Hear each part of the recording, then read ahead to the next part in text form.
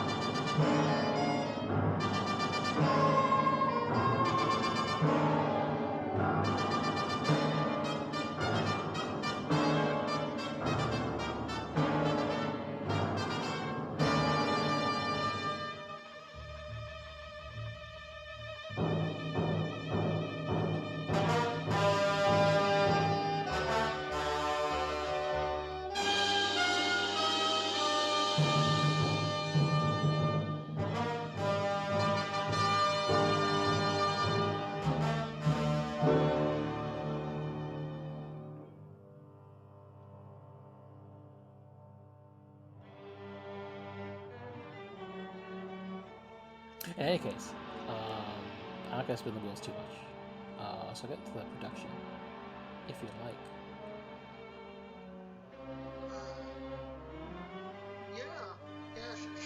Yeah, what's the production history? Shall we get going? Yeah.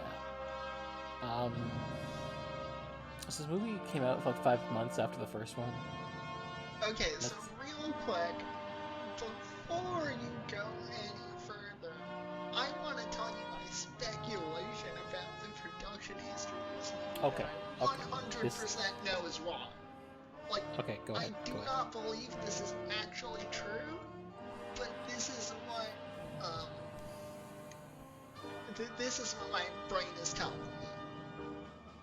My brain is telling me that this movie was an unrelated movie that they just threw Kaiju into, like, 2 months before it finished.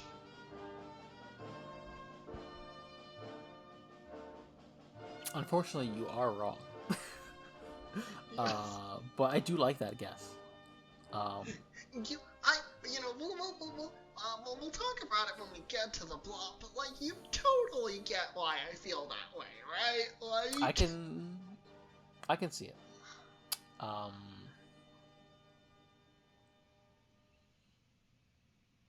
Let me get to my proper notes. Alright.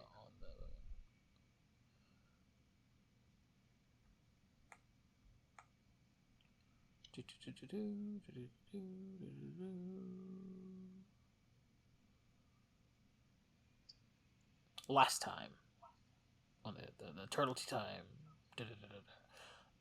Gamera was a breakout hit and helped spark something of a kaiju boom. And the kaiju boom itself would enter full swing a couple months later in January of 1966 with the premiere of Super Adams Productions' Ultra Q on TV. And now kaiju were big and hip and a thing that multiple people could be making. It's not just for Toei anymore. The success of Gamera meant they needed to greenlight the sequel immediately. Not only that, but it was being upgraded to an A-list production with an expanded budget. That's just going to be full color as well. Yeah.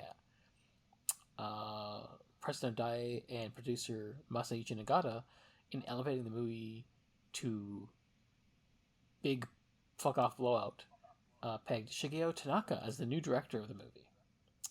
Tanaka is a Dai veteran, but for our purposes, one of his movies that he's done is The Great Wall, which was the second of Dai's attempts at a Hollywood-style epic. With this one about the first emperor of China. Meanwhile, despite being the guy who made the movie that was really successful, Yuasa was demoted to special effects director. This actually comes down to this would have been his third film, and there's well, it's a lot of money, it's a big budget, dude. Can we trust you still? In the last movie you made, it was the small budget one, maybe. As for special effects director for the first movie, Yonesabara Tsuchiki, he left Dai to form his own company, and also moved on to work on to the live-action TV series Princess Comet, which was both one of the first live-action. A hell of a title. Yeah, this was one of the first live-action Magic Girl shows, and also one of the earliest color TV series in Japan, at least starting after episode 20. Incidentally, Princess Comet would later in the 70s get a new adaptation, which had Ultraman show up for some episodes for some reason. And also would get a 2001 anime adaptation. So, it's a brand with legs. Writer Nissan Takahashi was instructed to write a more serious film that was at the same time a spectacle, something that blended human melodrama with the kaiju. The original pitch was Gamera versus the Ice Giants, where giant humanoid ice aliens set out to conquer Earth and bring about a new ice age. The humans rise up against the invaders, while Gamera is freed from the rocket and returns to Earth. The inspiration came from the ice giants from Norse mythology, as well as the snow giants in the 1912 French silent film Conquest of the Pole. However, during production, the humanoid monsters were changed into the reptile Barugon. That being said, the idea of ice giants was not abandoned entirely, as the idea was repurposed for a different movie that quickly entered production. Daimajin. We'll get back to that in a minute, but also just know that Daimajin is made of stone as a big change from ice.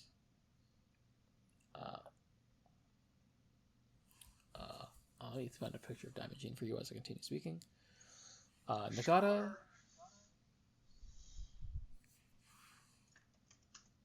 says some stuff, but I scrolled too far. As for the plot itself, there was desire to put humans at the center stage, and they were like, "Oh, we want to put a more human drama, maybe a bit of a darker tone." Here's Daimajin, and maybe this is to get a wider audience into the movie. Yeah. It seems as part of I that. I like this poster. It's cool. Yeah, Time Machine is kind of. Oh, that's a picture for ants. Whoa. Yes, it is. I really had to fucking squint, but I was like, maybe this is the best source Mel can find. I gotta live with it. No, I just when I was on my phone.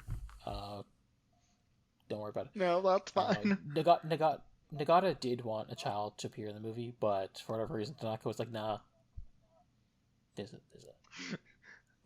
is for adults. We're not having no child." Nagata also handpicked the star of the movie, Kojiro Hongo, who was another mainstay of Dai. He'd previously for two examples that you'd be familiar with from episode 0. He was in starring roles in Buddha and The Whale God, and he also was in a bunch of period films. Hongo was actually trepidatious about working on this movie, and actually pushed back production by a month. And he did this by staying home and faking illness to get out of it. Even going so far as to place blood-stained tissues in the trash when managers from the studio came to see. Icon. Don't worry, we'll push back production. It's okay. And Hongo was like, "Oh no, that's not what I wanted to do." part of this reservation seems to stem from the fact that he had a conversation with Yuasa regarding placement and the role of the kaiju in the scenes. And he was like, "Tell me, yeah, the kaiju will be over here, over here." And Hong was like, "You didn't even read the script because he's like, well, I guess I'm not going to be acting much in this movie if it's just going to be the kaiju all over the place."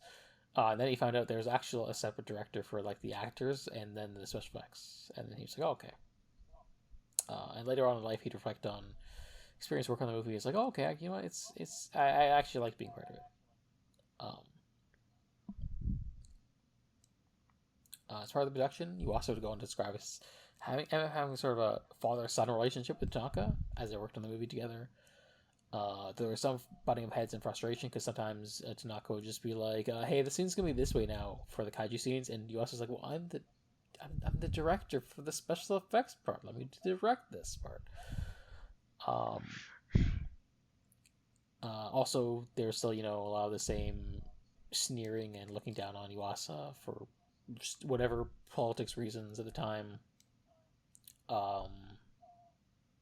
But whatever it was, he persevered. He managed to get some of his dad's connections to AG Tsuburaya to get some guys over from Tsuburaya Productions over here to help with production.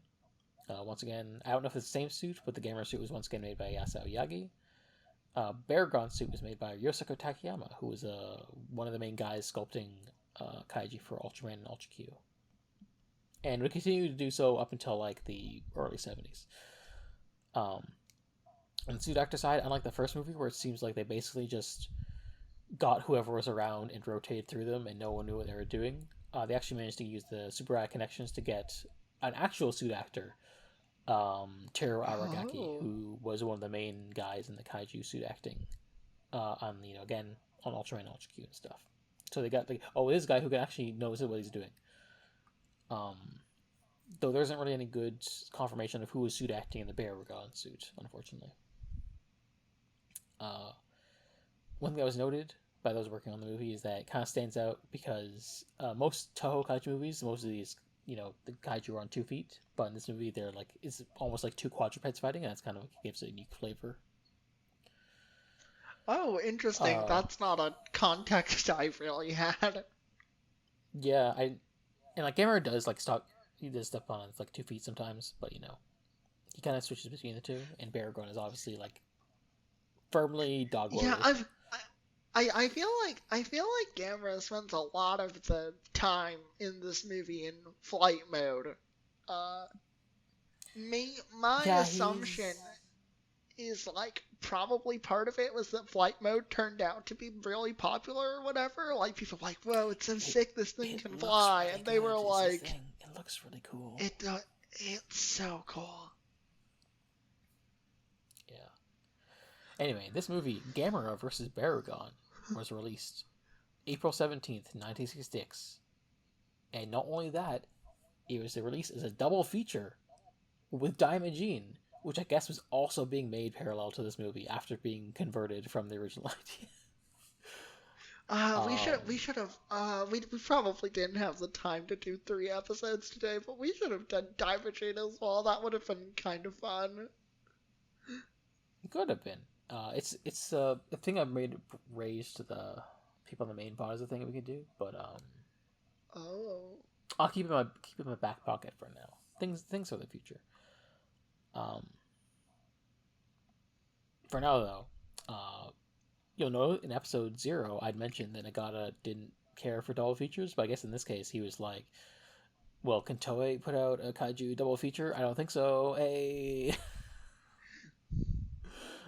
Which I think is pretty funny. I mean, it is impressive. Presumably cost $1 bajillion and manpower, but I guess they did it.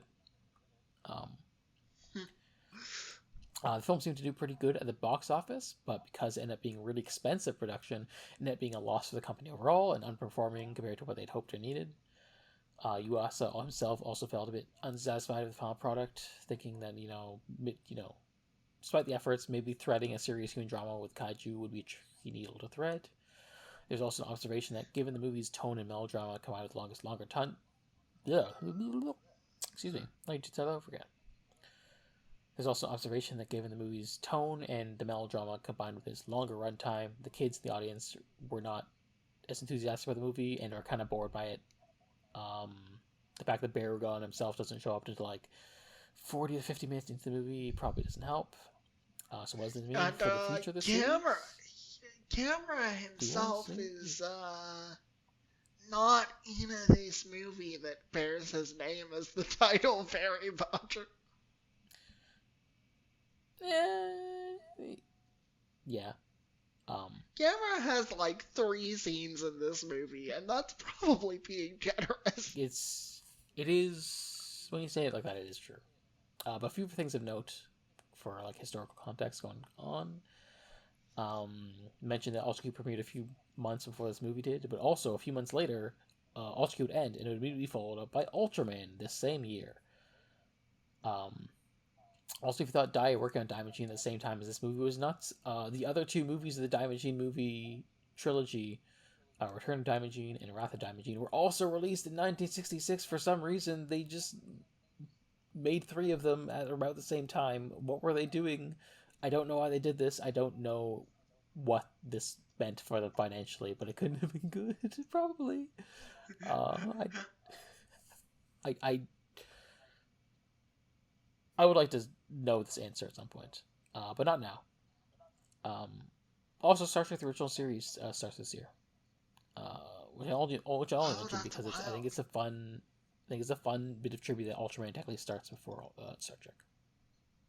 Gamera also predates Star Trek. He does.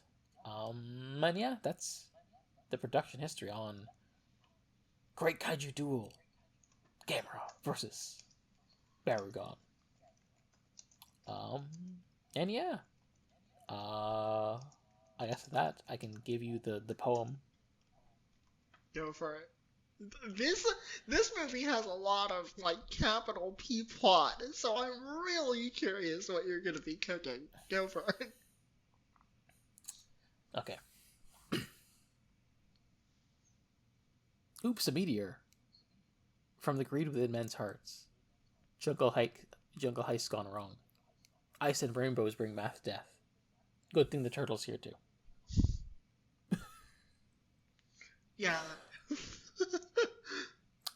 So yeah, this movie has a lot. I'm gonna say my opinion might be different than yours because I really liked this movie. I had a great time with it. I was like, damn, this could be one of my favorite kaiju movies. I really vibed with it. Okay, so here's the thing, right? The whole time I was watching the movie, I was like, where's the fucking Gamera in my Gamera movie? But if I pretend for 2 seconds that this is not a Gamera movie, I enjoy it.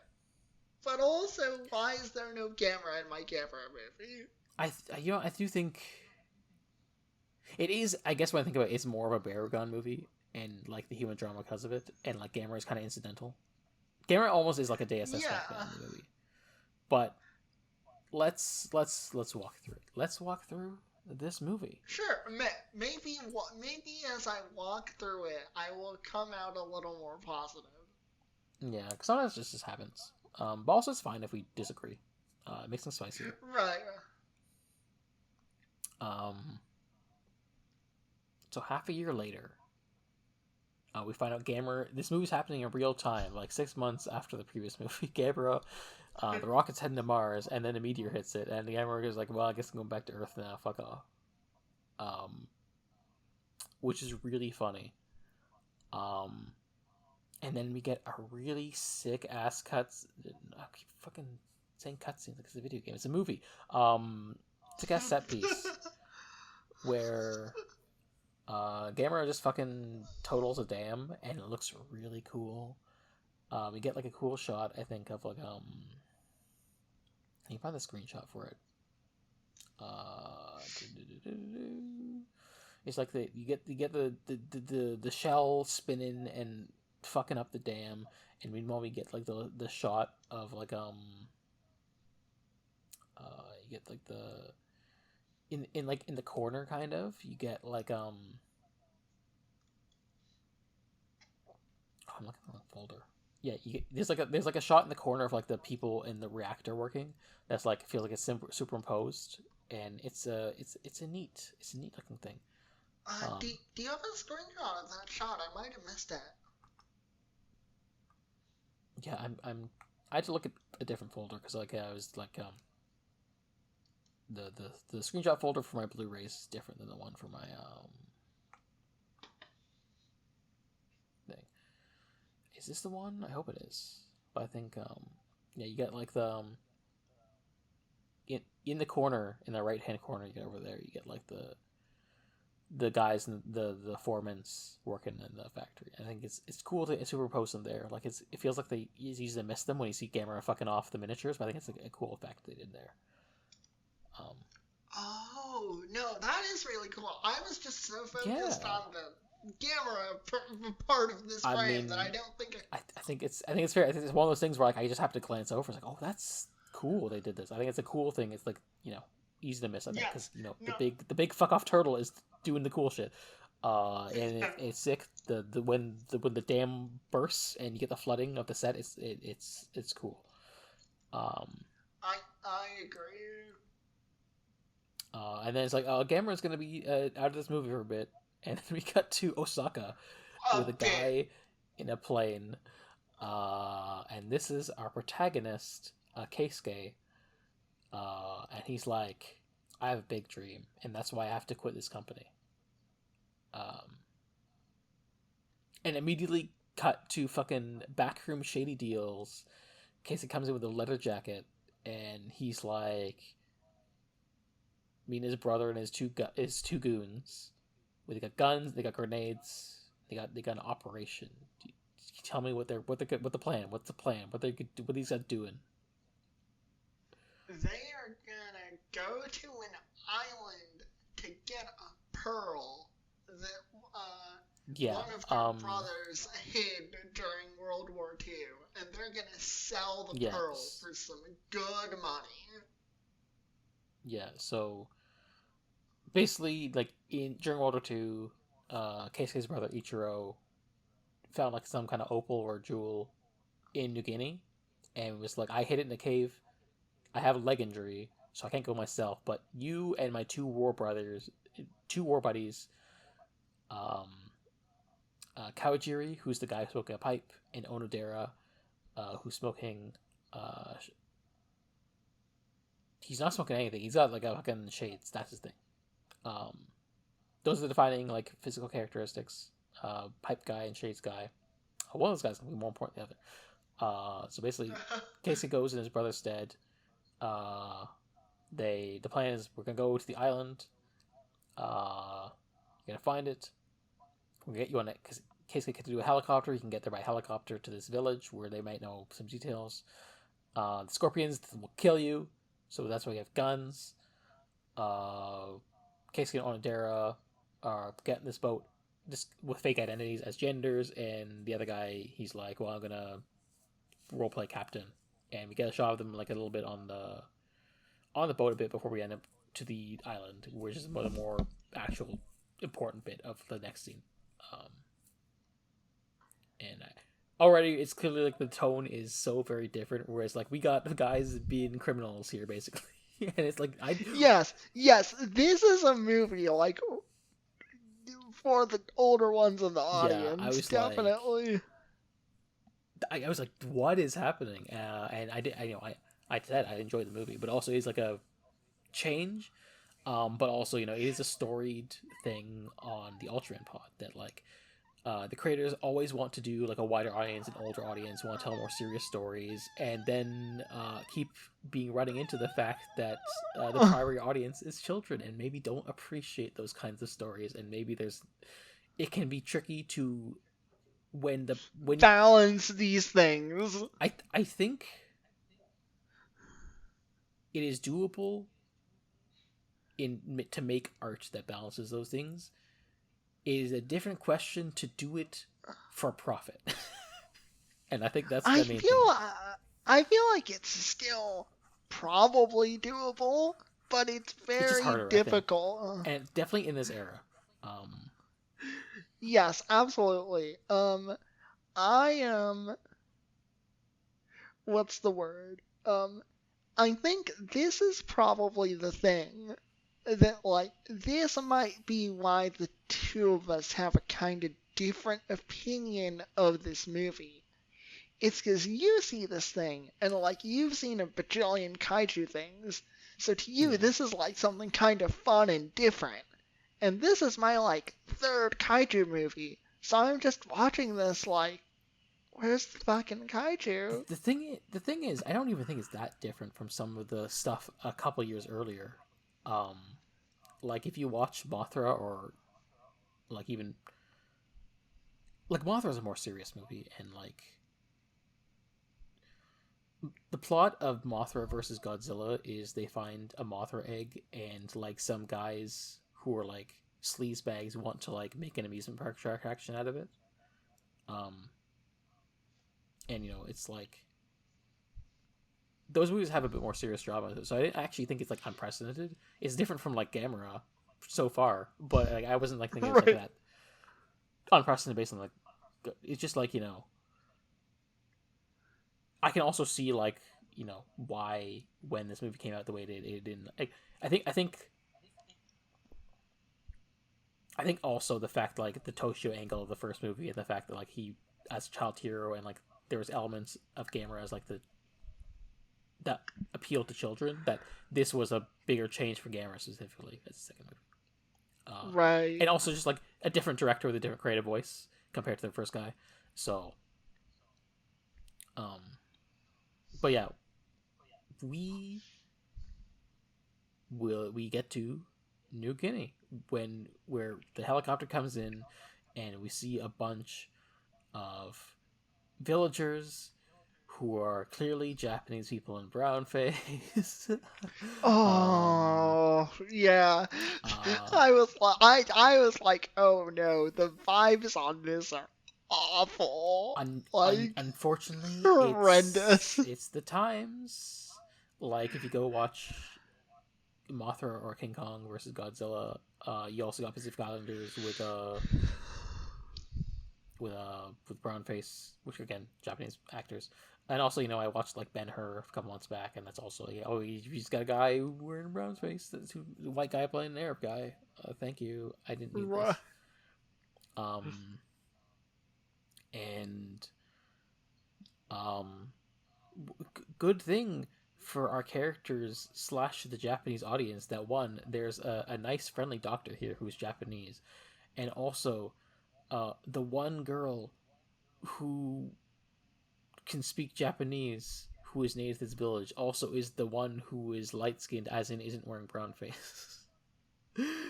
um, Yeah. um, but yeah, it's something. I mean, I guess I don't want to say, because it's not true. I don't want to say I'd prefer she was wearing brown face the whole movie, because then I have to see a woman in brown face the whole movie. But it does speak to like the colorism on display, when it's like, oh, the heroine girl is the one Yes, the one indigenous that's like girl an who is like actual. Yes, the, who. Yeah, it's it's like, oh, the one who's like an actual character and not a like background extra has to not do that. yeah, because she's also love interest, and well, you know, but yeah, yeah, we got Doctor Matsushita, who's like, oh, I came here to heal the village, and my wife died, and so I just decided to stay here because I don't need the issues of modern Japan. Um, and then everyone is like, yeah, you came here for like a jewel or something. You go into the Valley of Rainbows. Don't go there. That's bad and dumb and dangerous. And we got the ancient curse. We got our beliefs. That rock over there explains the legend. We do not do this. And our heroes, quote unquote, are like gangster moded, and like, oh, they're trying to hide the desert. They're trying to hide their treasure for us. Hard also not to like read like a colonial angle to this, the way it's like, oh yeah, Yeah, Japanese people come to the Pacific Islands lands. Yes, I guess you could call this a, like, in the broadest sense, an anti-colonialist movie. It's very broad, but like there's a colonial layer, intentionally or otherwise, to what they're doing. Whereas like I feel like it's gotta be intentional, right? Like, yeah, like I guess this it makes is sense because like, like they're specifically getting the opal from that was put here by the Japanese soldier who was here when Japan was trying to conquer and colonize this island. Um, yes. and they have to carry the same attitudes of like dismissing the villagers and like, oh well, this opal belongs to us because my brother found it, and not like regard for the customs or the fact that it is our land or the fact that maybe they want the jewel for like its monetary value and not disregard like the cultural value it has to the people here.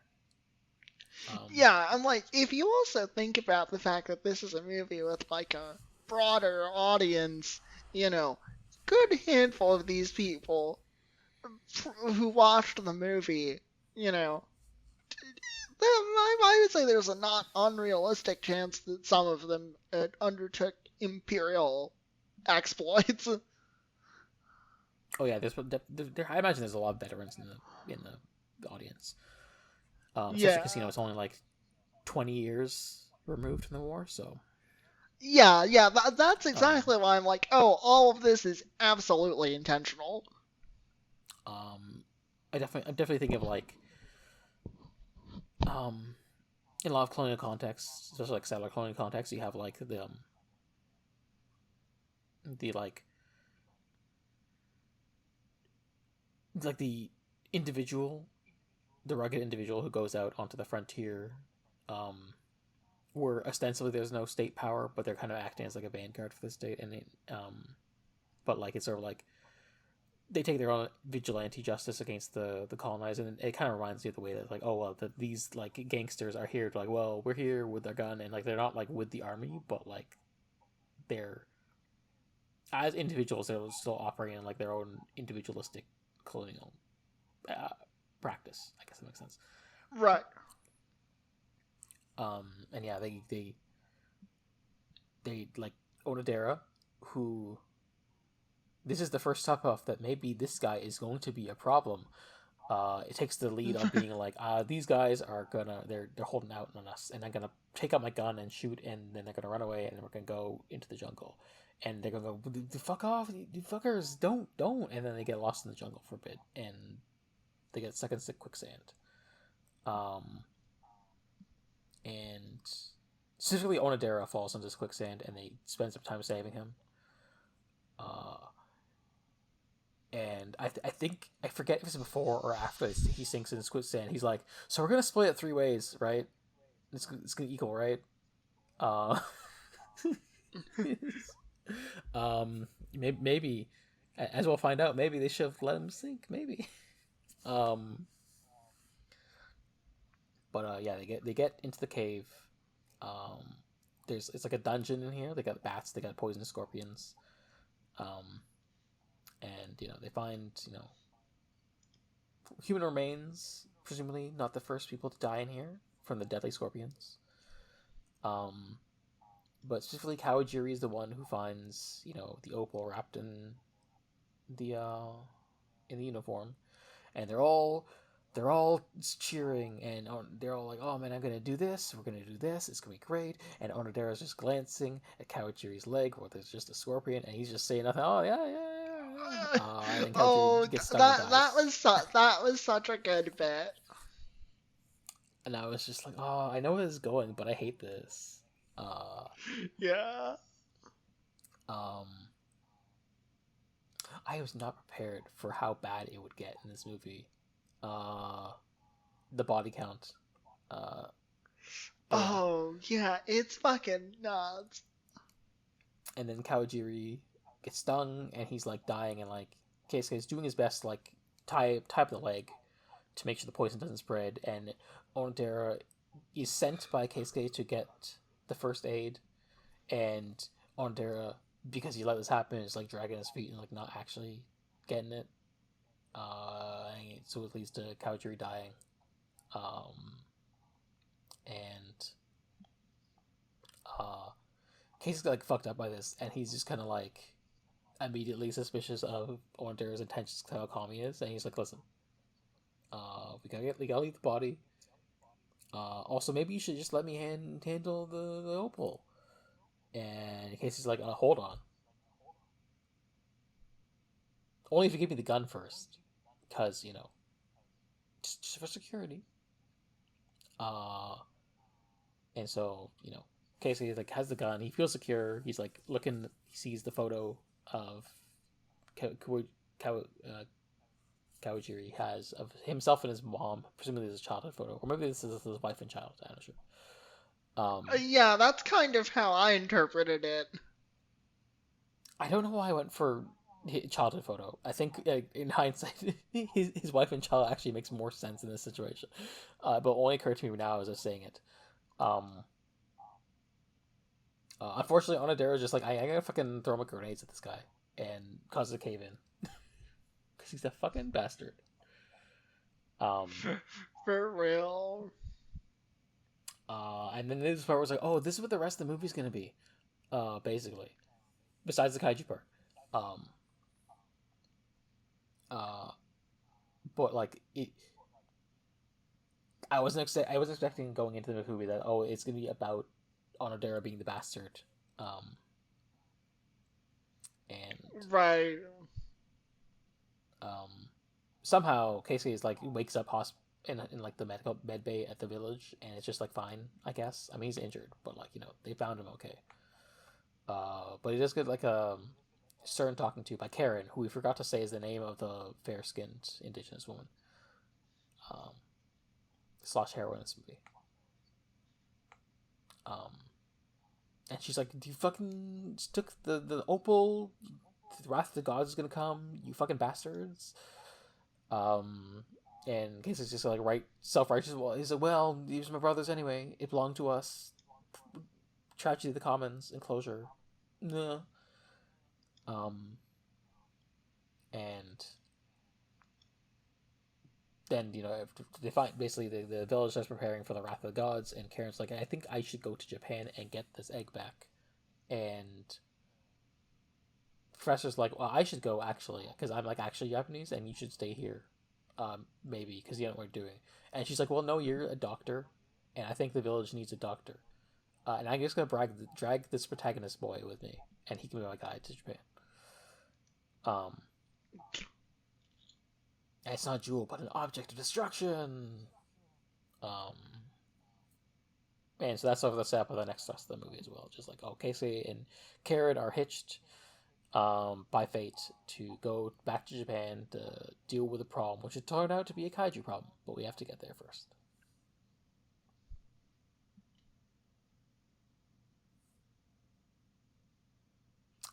So how you feel about this part of the movie so far? So I think I was just really like taken aback because it's not what I. But I was like, okay. At this point, I was like, okay, that was a fun setup. I'm really excited to see the kaiju now.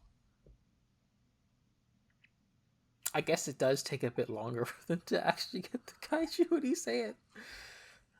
I think I feel like what happened was I was just watching it. And I was like, yeah, I'm having a good time with this movie, and like the waiting for the kaiju didn't necessarily occur to me for some reason. I was just like, yeah, this is a gripping plot here. And what happens next is like we get kind of like a weird, almost convoluted setup for how the kaiju gets unleashed. Where Onodera's on the boat. And he's like, oh man, it's a shame my two friends died.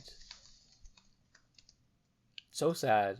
Yeah. Unfortunately, I got athlete's foot from the jungle extrusion, and the doctor's. Well, first he's like a very, like, can't stop looking at the jewel and keeps having to put it in like a coat pocket whenever someone comes in, instead of just being normal about it.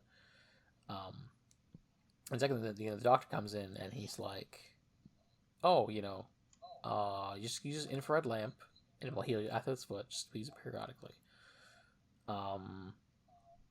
And then later when they reach Kobe, the port, he's asked to come from Machong. He's basically dragged out, and he's like, "Well, okay, fine." And then he puts, he locks the door, very insistent on that, and everyone's like, why are you being so weird? Like, come on, why are you being like this?" But he forgets to turn off the infrared lamp, which is aimed directly at the coat pocket, which is containing the opal, and then the burns through the pocket.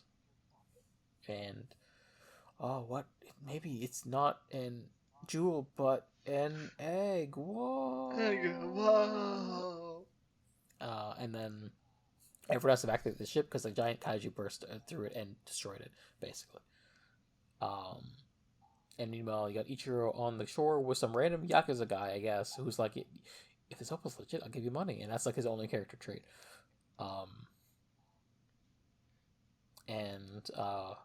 Yeah, so basically, like, everyone evacuates the boat. Ichiro finds Onodera, and Onodera's like, yeah, your brother, they died. Oops.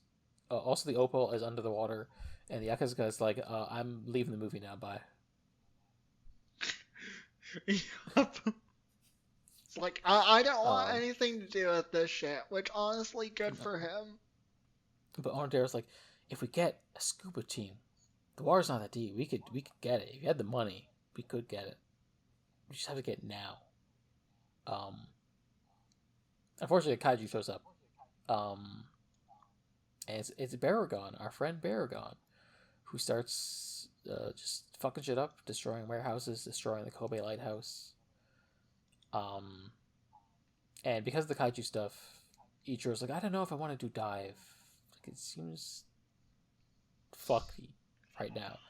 And Onodera's like, yeah, well, now the Kaiju is escaping. We gotta get it. I killed 2 people for this thing. And Ichiro's like, you did what? And Onodera can't put that back in the box. And so what is happening is he starts beats the shit out of Ichiro, and then his wife when he tries to come in, and he just leaves the house to find out later they die in this house fire, but he does just leave and steal their money and go. That was fucked up. That was such a brutal scene. It's so insane.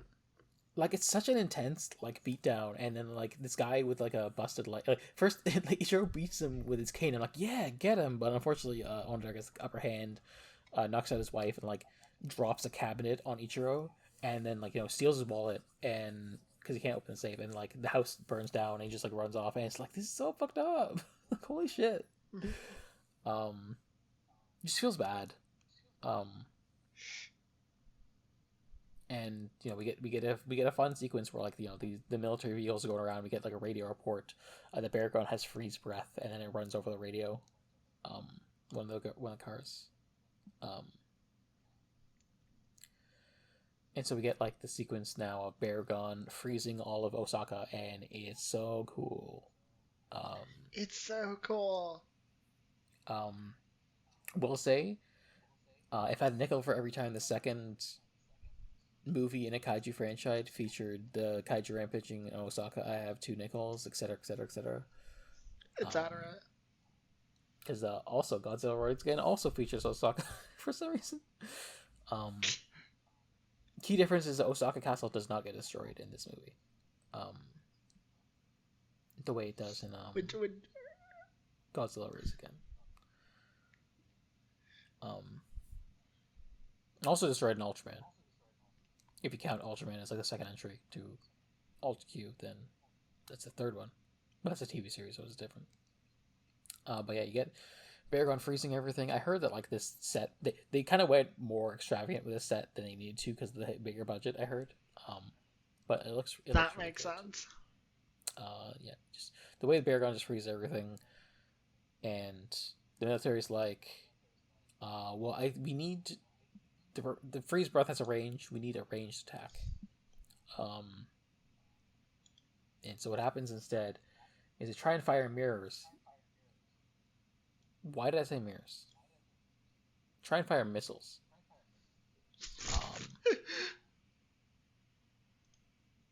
It's okay. Mirrors are important later. what happens, like, Barugon shoots fucking a rainbow death ray from its back and destroys the entire military base, including disintegrating a jeep, but not the mirrors, not the rear view mirrors on this jeep. Barugon is the ally needed in the current political environment. Yeah, he's like, he represents. He represents, shoots rainbows from his ass. Or from his and back, destroys the military-industrial complex. Exactly. And then the narrator helpfully tells us, well, you see, the rainbow was a big fuck-off beam of energy, and Gamera thinks that's tasty, so of course he's coming all the way over here just specifically for that, which I think is delightful. Yes, incredibly. It needs to be stated that this is Gamera's second scene in the entire film, and I'm pretty sure we're like an hour and a half, hour in at this point. It's around like 50 to 60 minutes at this point. Yeah.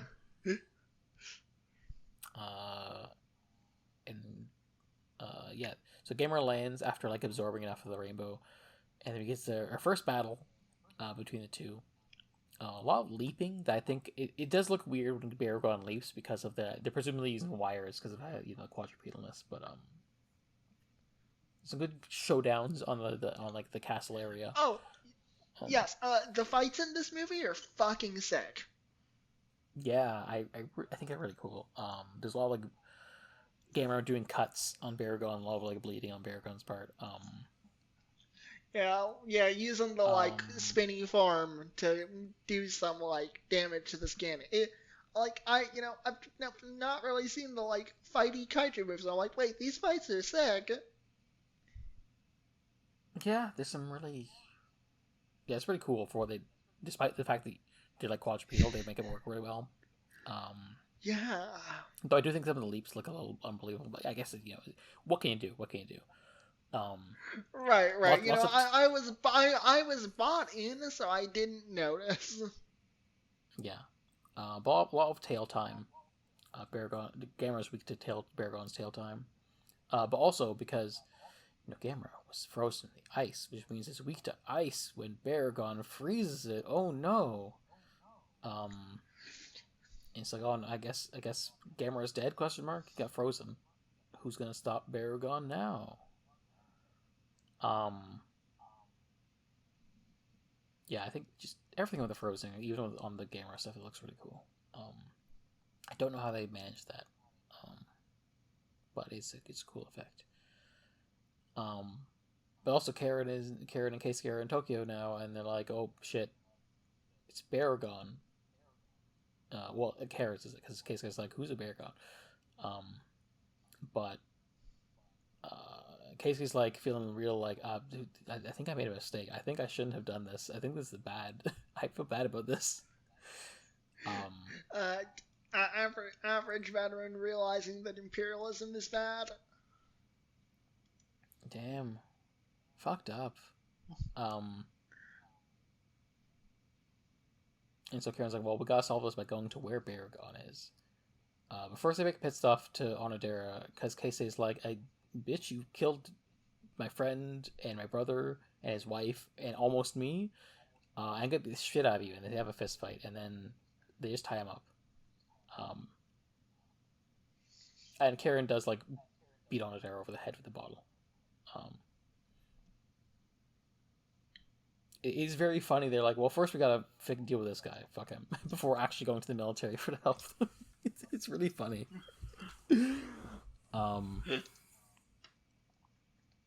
This fight also pretty visceral too, because the bottle over the head. But yeah. Yeah. But yeah, we get some of the some real crazy science in the next couple of scenes to prepare some operations. Where Karen and Casey talk to the military and Karen's like, well, it's because Barugon is a land animal, is weak to water. Which makes you go, yep, that's how it works. Yep. I love how the kaijus all seem to have elemental weaknesses. Yeah, real Pokemon they energy. should make Yeah, I was gonna say they should make a Kaiju RPG. They should. Incidentally, Pokemon definitely take inspiration from Ultra 7, which is a fun detail.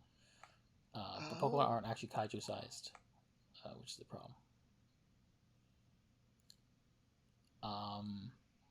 Yes, there's definitely a lot of Japanese men looking down on indigenous beliefs here as Karen manages to convince them, but she's like, okay, there's a diamond, and we need this diamond to drag Barugon to the water. Lake Biwa seems like a nice spot to drag Barugon to the water to drown it, and it is attracted to light, and the light of the diamond, which we all know are objects that produce light. The light of the diamond will carry it over, and I did like the detail where she presents this diamond. And this is random assistant lady's like, does your village have lots of diamonds like this? And then the military guy's like, please don't. Yeah. And she's like, damn, this lady was almost another Onodera. For real.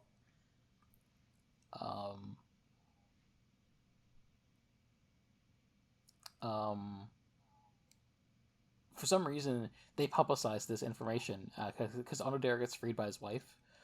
And she tells him, yeah, so it turns out in the news that they have a diamond they're using to carry for Barugon. And Onodera is like, I need to steal this diamond from the military. This will not backfire on me, but I do need it to steal this diamond for money. I don't know why he thought this was a good idea, but he's like, I need to steal this diamond. If I can't get the opal, I'm gonna steal this fucking diamond. It's the nature of greed, Mel. The nature of greed. The darkness in people's hearts. Yes. Yeah. So Casey again, helicopter duty. Drags the diamond by airlift, but there's something. Barugon is turning away. It's not enough, and no one knows it's wrong. And of course, the head military guy is poo-pooing indigenous beliefs again. And he's like, well, I bet the diamond's fake anyway. Jeez.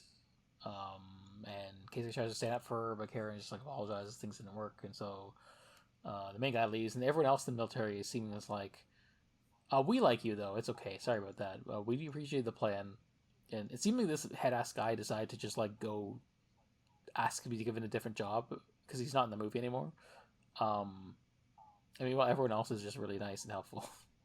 Right. Including the doctor of the ship, who just shows up at this point. It's I'm part of this movie now too, as a main cast member. Dr. Satos' name. This movie has a lot of characters. Yeah, so did the last movie. That's true. But yeah, Sato shows up and he's explains the origin story of Barugon, where it's oh yeah, the infrared lamp did this, and because of the infrared rays, it grew fuck off big. So what we need to do is artificially amplify the diamond light to be big enough with infrared rays. And I'm like, this is some Kaiju movie science, all right. Absolutely. Also, Karen says, "Oh yeah, rain paralyzes Barugon," and then everyone in the military is like, "We can just drop water on it and make artificial rain with firefighting planes. It's fine." And they do that. And so they do that, and then we immediately jump to a new professor guy, who exists specifically to introduce what he calls the Ruby Death Ray.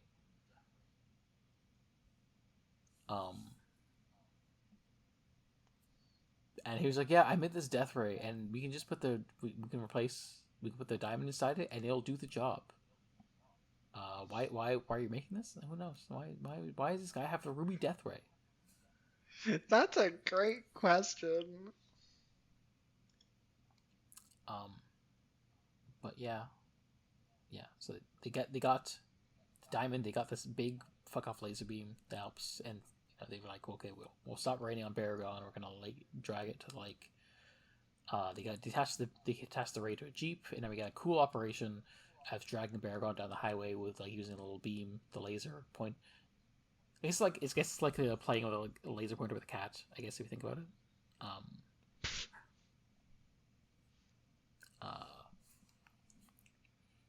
And yeah,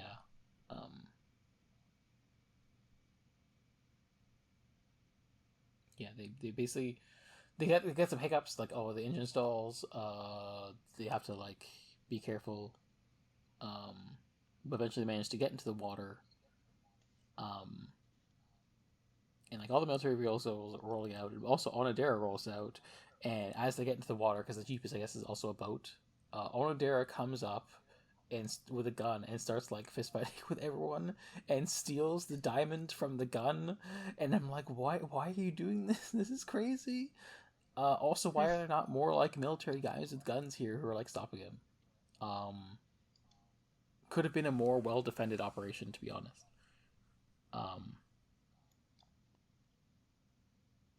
What did you think of this part, actually? I thought it was fun. How about the operation, though?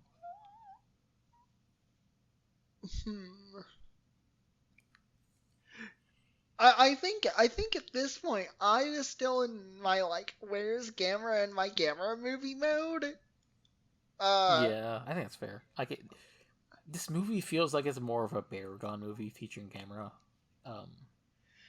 And I think even then, featuring Gamera is like almost putting it a little too strongly. Gamera is also here. Yeah, I think like it has been nice talking through this with you, especially because I watched like literally right before recording. Yeah. Don't follow my I watched it, schedule like, practice. Yeah. But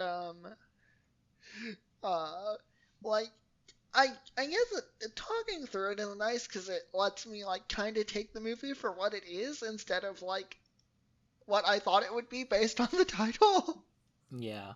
I think also I had like more distance between the first movie and this one, so I think I almost like unintentionally had. I think the time distance relative to you means like I maybe took the movie more on its own terms comparatively, just like rather than as a sequel to Gamera. Yeah, because I I was like, oh yeah, this is a second Gamera movie, but also like when you have the Gamera movie, the first one fresh in your mind, and you go and getting something completely different, that probably like creates a different like expectation. Yeah, definitely. Yeah, I hope I'm not like taking over the conversation because I'm just like walking through the movie.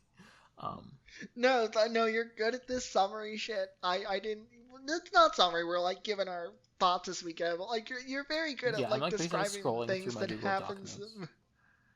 Yeah, you're good at describing the things that happen in the movie. Yeah. Anyway, importantly, Onodera gets eaten. Unfortunately, with Diamond in hand. So, you know, everyone's like, well, fuck. Yes, this was a great moment. I love it when that this happens to this type of guy. Yeah, it was a good comeuppance after everything he did. Yes. But unfortunately, no, we don't have the fucking Diamond. Operation Diamond, because they called it that, is a bust. I mentioned this because the next operation has an even funnier name. Yeah, wow, operations really are a genre staple, huh? Like, I'm starting to realize this as I talk about it with you. Ultraman is basically I'm definitely going to like.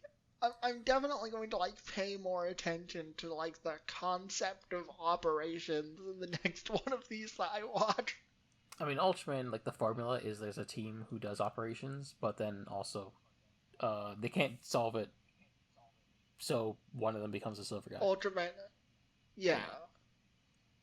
That's the formula of that show because they have to blend like the kaiju stuff with the hero stuff. Right. There's a good moment here where you have Karen like wanting to like go see Barugon because she's like, Barugon only comes once every 1,000 years, which means I'm the only one from my village who has and perhaps will ever see Well, I guess she's thinking of Barugon's gonna fucking kill everyone, so maybe like she won't be the last, but she's Right, like the first. And like it does feel like important. Where like I need to have this in my memory because like no one else from my society will actually like be able to talk about this. I think that's a cool thing. And the Yeah, thing about yeah, Casey I is did just kind like of that like scene. self-flagellating because like if people are dead because of me because of this fucking kaiju that I brought here, even though I didn't participate Brackets, in it. It's imperialism. like yeah, it's the imperial boomerang. I don't think that's I don't think they were thinking of like a decolonial theory when they wrote this movie, but you know, um, in this moment, Case Kinoa said like it's weird that like these mirrors are just here when the Jeep just doesn't exist. And then we get this crazy scene where Casey plays the blowtorches and a bunch of fun scientists, uh, and he's like, well, maybe the rainbow is like a blowtorch, or it's like, oh yeah, it's it if we blowtorch another blowtorch, the blowtorch gets melted. So maybe if we reflect back Barugon's beam, it will hurt itself. And I'm like, this is a weird metaphor, but okay, I get where you're going. I guess that makes sense because like it's like you know the flame itself on the blowtorch is removed enough from the torch itself, it doesn't melt the tube, Right. but it's still a bit like it's a bit it's a interesting leap. But they build a fucking fuck off mirror satellite dish thing. Do you remember what the name of this operation is called? Hit me. Operation Rearview Mirror. No. No. I took the screenshot. I was like, this is one of the funniest things I've seen in a film. Let me just, I posted on Blue Sky and I retweeted it to the podcast account.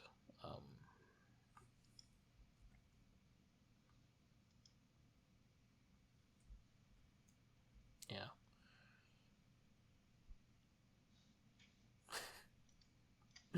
This is from when the plan doesn't work. It's like, oh well, this ends. Operation Rearview Mirror. But yeah, they use their artificial rain again to build the mirror to buy time. And then they fire the missiles. It's really funny to me. You finished with like part of the. No, you finish because I was just gonna continue with the story. Yeah. So you may as well give your point. Yeah. Okay. Yeah, I was just gonna say it's really funny to me how ineffectual the operations are in this movie compared to the first one. Yeah, there's a lot more bumbling around. Yeah, like they don't really like in the first ones. The operations mostly don't work out for like understandable reasons of they have limited info. In this one, it's like everyone's bumbling because 500 coincidences make the operations not work. Yeah, it's Murphy's Law. Yeah. But yeah, they basically try and fire some missiles, so they Barugon aims the rainbow beam at the dish, and it works. But even though Barugon's injured, the Barugon's not dead. It wasn't a fatal blow. And now Karen's like, well, now it's just not going to fire the rainbow again because it learned its lesson. Which, I think is a reasonable thing. Reasonably applauded. And now Casey's like, well, I guess we're fucked now. And the professor's like, well, I guess that's the end of Operation Rearview Mirror. It'd be convenient if some turtle-shaped Deus Ex Machina could come and save the day. So it's a good thing that Gamera is freezing out. Guess what happens? The Osaka is thawing out, and so Gamera breaks free of the ice. He breathes the fire, and then Osaka's back to normal. And then Gamera lands, and we get a big fuck-off fight in the lake as, throwing hands, throwing Barugon into the water. There's a lot of, like, gross wounds on Barugon's back, purple ooze. Lots of, like, Kaiju being sent flying, but this time, like, Barugon, like, Gamera, like, digs into Barugon's throat with his mouth, bites Chomp's real deep and drags it into the water. And we basically just get like Barugon like being drowning on bubbling up. And like it tries to let out one last rainbow before it fades away and dies, and then Barugon, the camera Jamil just fucks off to space, I guess, or somewhere. And then the day is saved. Yeah. And then Keisuke is just kind of like, I mean, I guess the day is saved, but I still did cause all this, and I feel bad about it. And he's like, damn, why are humans so bad? Why humans so bad? And at that point he's like, well, anyway, I'm gonna take you back home to your village. There's nothing left for me here anyway. Like, all my family and friends are dead, so I'm all alone. And Karen like ends the movie by holding his hand. He's like, don't worry, you're not alone anymore. And then it ends. Man, when you put it like that, this movie's a real fucking downer. It kind of is. Like, I mean, yeah, I mean, the day is saved, but it's like, you know, Casey doesn't really have anything. Like, he has Karen at the end. Like, they managed to like form a bond, but like he did lose like everyone close to him because of everything. It's kind of fucked up, actually. I can't believe they made this. This is so wild. Yeah, they don't really like resolve the like problem of human greed or anything. It's just like, wow. Yeah, I mean, you can't solve the problem of human greed, except for maybe with socialism. But it is just like it's left on the note of like, yeah, the day is safe, but like, the monster that is the evil in human hearts is not a thing that we can beat the same way that a giant turtle can. Yes. And that's like a thing that we've seen. It's like some of our favorite Ultraman episodes we have are like the ones where there's like an episode of Return of Ultraman, episode 33, where there's like a Japanese village that discriminates against like an alien who's crashed there, and some bad things happen. And then the kaiju attacks, and the protagonist is like devastated because he's like, I don't think the people in this town are worth saving, but still, as the hero, I do have to save them. And he has to beat the kaiju to save the day. And it's sort of like the hero can save the day, but he can't. He can save the town, but he can't like save the little guy, and he can't like. Yeah, there's he can problems save the beyond town, but he what can't the hero can fix do. the town. Yeah, and it's like a similar episode of like Ultra 7 episode 6 where it's like, there's like an alien homeworld. It's on a crash collision course to Earth, and it's sort of like they can't. Neither side trusts the other. And so it's a question of is one side going to blow the other up to save themselves? And that's also one where like Ultra 7 is like, he can turn big and fight the aliens, but he can't resolve this inherent communication disconnect. And so there's, it's a thing that's too big for one guy, even if there's a big superhero guy.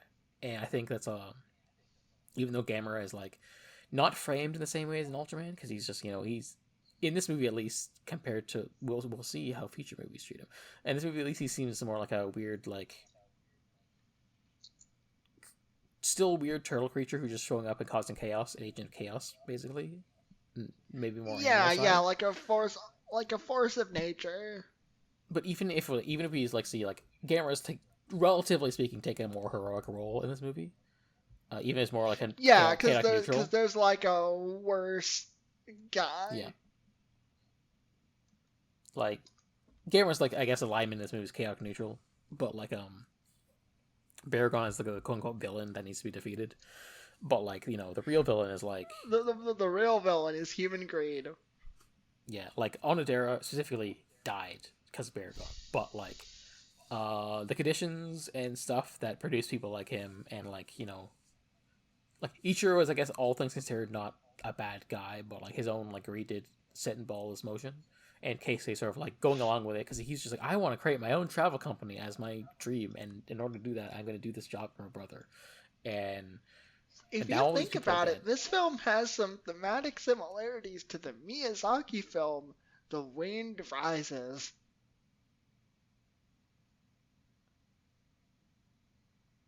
I'm going to tell you, I've never seen that movie, so I'm just going to take your word for it. No, that was like 80% a joke.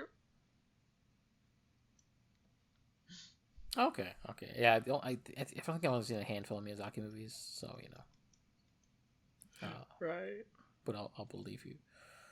But yeah, it's different from the first movie by a lot. It's also a lot longer. And yeah, I liked it. I think it's cool. I had a good time with it. But I also can tell why it wasn't. It didn't take off the same way. Oh, absolutely. This is a weird movie. Would it surprise you to know that like the future of the franchise is not this?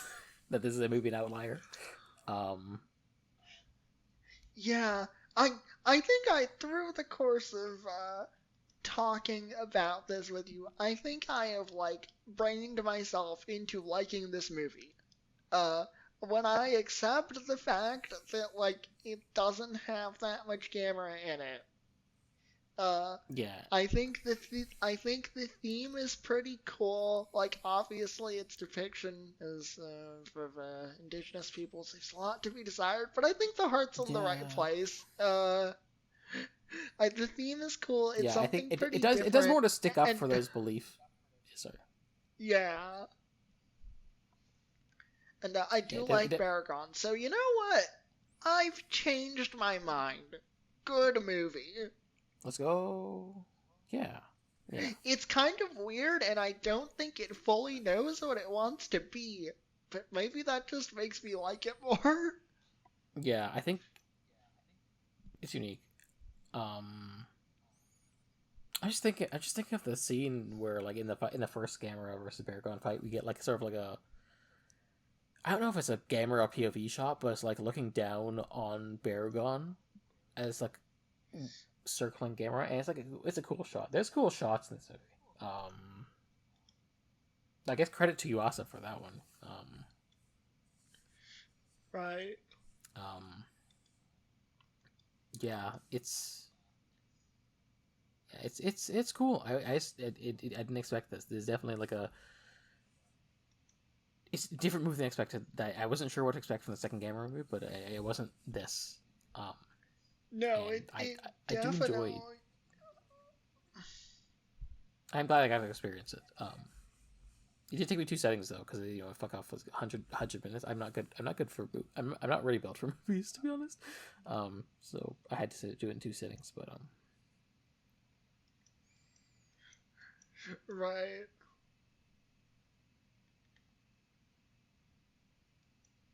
um, but yeah. Any other thoughts on this movie? Like No, I guess I how do you feel? think that I oh, guess go any for it, thoughts on go the for it. characters? I guess. Yeah, it's one of those things where I think in Gamera 1, I found the characters to be a little more charming despite their simplicity, but you could Yeah. probably make a good you can make a good argument that these characters are less charming but more interesting. Yeah. I think all these are like. I think the thing is like these are all flawed characters with like issues. Yeah, yes, Um, definitely. and that gives them more depth, but also like they aren't like the protagonism in the way that like some of the characters in the first movie are. Right, definitely. Yeah, Um, I really do think I have like talked myself into liking this movie. I'm just that good. I'm just that good. Um, it'd be funny if we had another movie we were divided on opinion on, and you managed to walk me into your direction next. That would be really funny. But we'll see. We'll see. We got there's 10 more movies left. For sure.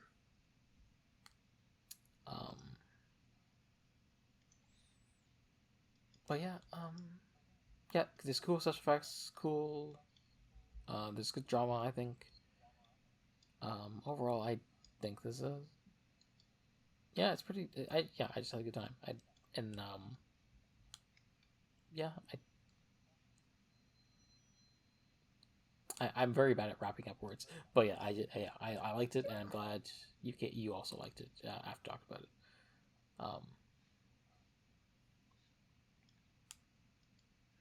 Yeah. But I guess for now, let's revisit the kaiju tier rank. How are we ranking them? Is Gamera still an S? Do we shuffle him? Gamera's still an S. Why would we be making this podcast if Gamera wasn't an S? I don't know. Sometimes we could be some real ass contrarians, but come the fuck on. Gamera's an S tier kaiju. I like you. I like you as the staunch Gamera defender here. Where's Barugon fitting on this tier list? I'm thinking A. He shoots rainbows out of his ass and he destroys the military-industrial complex and he has cool ice powers. Also, I like the sounds he makes. He does make some fun sounds. All right, so I guess Gamera still hanging high. Maybe will he be dethroned? Who can say? I guess he needs to have a poor performance, but remains to be seen. Maybe a challenger can step up. Barugon for now, A tier, still pretty high. No one in the lower tiers because there's only 2 of them. Yes, I hope I like all the kaiju. I hope there's not one where I'm just like, man, this one's the fucking worst. Yeah, but we will see. Yeah, and we'll have to see with next time. As I go to Google to look up what the name of the third. Wait, I got this. Yes. What is the next Gamera movie? Gamera versus Gyaos. Oh. This one's an important one because I've heard this. I'm guessing this is where they fit. I'm guessing this is where they figure out their formula a bit. I think my impression is this is true. I also think the kaiju introduced in the next movie is kind of like the number 2 of the franchise, in terms of like importance next to Gamera. So I think that's exciting. Funny enough, the anniversary to that episode, that movie came out in March. So. If you either record or release the episode on the anniversary, that'd be fun. I guess it depends. Oh, that would be perfect. What is the actual date? 15th of March. So we can see how things are going because I'm also a student. Yeah, and yeah, if you can get like a real tight edit in, I think I could make it work. Yeah. It's either I go crazy on editing, or I just be like, well, some of these pods are just gonna be a month later than expected. Which it may be that this Barugon might be the one for March, and I did put this on the episode of Gyaos' anniversary to commemorate it, but we'll see. If we have to record, if we just end up recording on that date, then maybe that's not the end of the world either. It'd be fun to just have like we'll figure it out. Yeah, we're extremely on the fly. We definitely have our own weird schedules. this isn't a science the way that we have like Sunday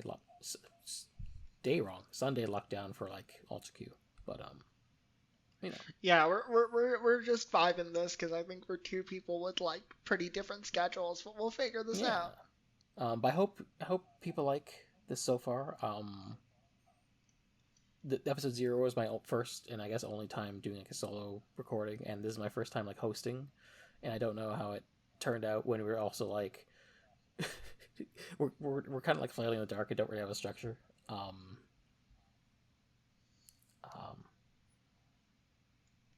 Yeah, I can almost like feel the difference between like it's like I'm starting a new podcast again after like having like 2 years of experience doing Ultra Q.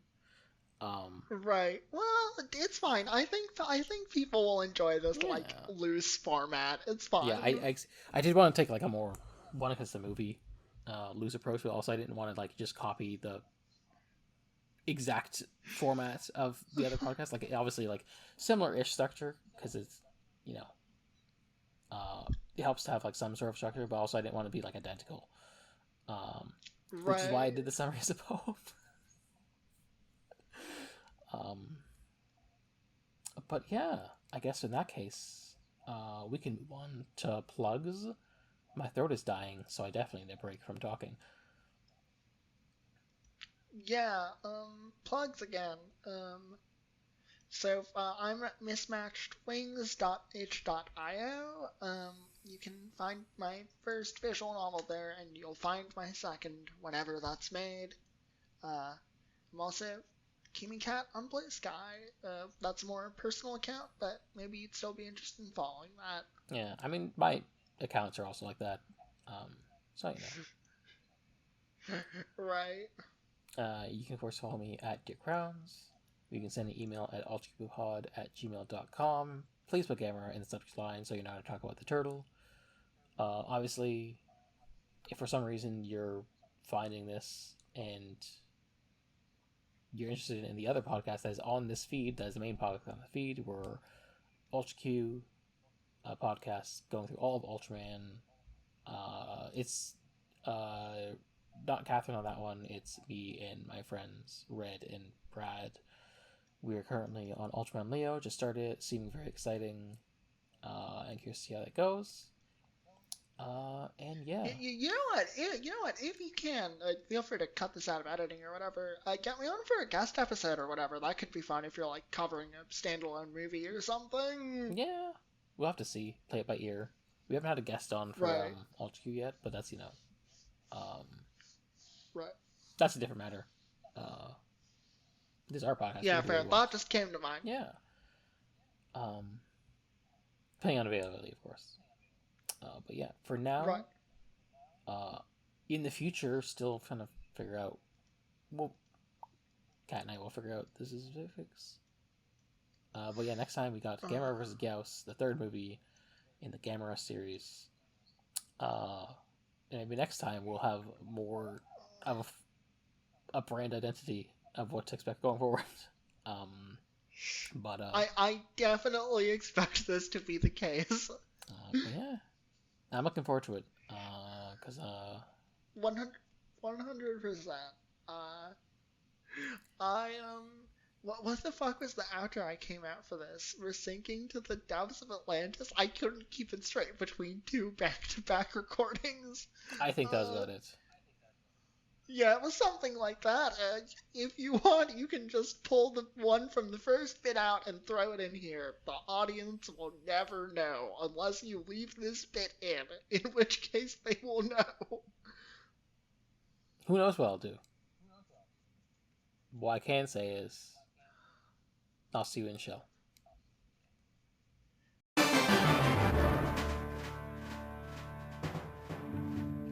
Hello, you turtle timing. I messed it up. Go down. Hello, go down. you timing terrapins. Oh. How could you talk over me? I probably would say how you've been doing, but again, you can just listen to the last one and get a good sense of that. Yeah, I don't think I don't know what we're supposed to do for this first segment. Can we just be like, these were recorded together, there's no first segment? Sure. Yes, we probably should have started, we probably should have thought about this before we started recording, but I think it's kind of charming if we do it off the cuff. Yeah, I mean, it's never that, I guess, it's never that scripted. I say it's kind of, well, this is my first time hosting. I guess second time. I don't know what I'm doing. I'm just figuring this out. How's the weather over there? Snow's been crazy over here. It's like normal winter, English weather. It's like cold, but not like dying cold. It's like below -10 for me every day here. Which is not great. Lots of snow the past few days for some reason. Everything's annoying to walk around. Because it's really high now.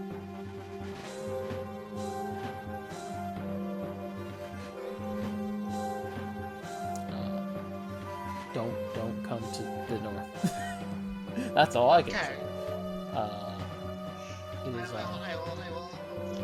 Do you just mean all of Canada, or specifically the north of Canada?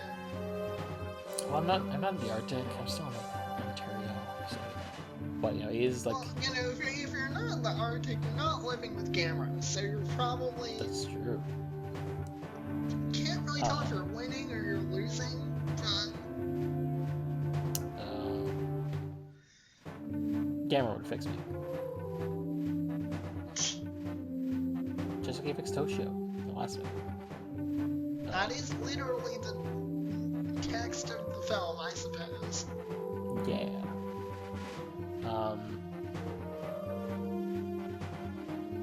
I'm bullshitting when I asked for the fucking weather to pad out the introduction segment.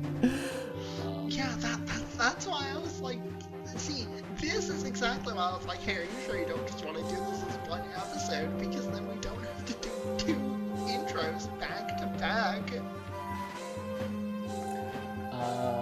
I didn't think I do need stuff, but for whatever reason, I did just like, well, maybe I could do something. You were like, I can do something. Oh, I'll do the fucking weather, the like stereotype conversation topic. I thought it'd be funny. I don't know if the audience will appreciate it, but I hope so.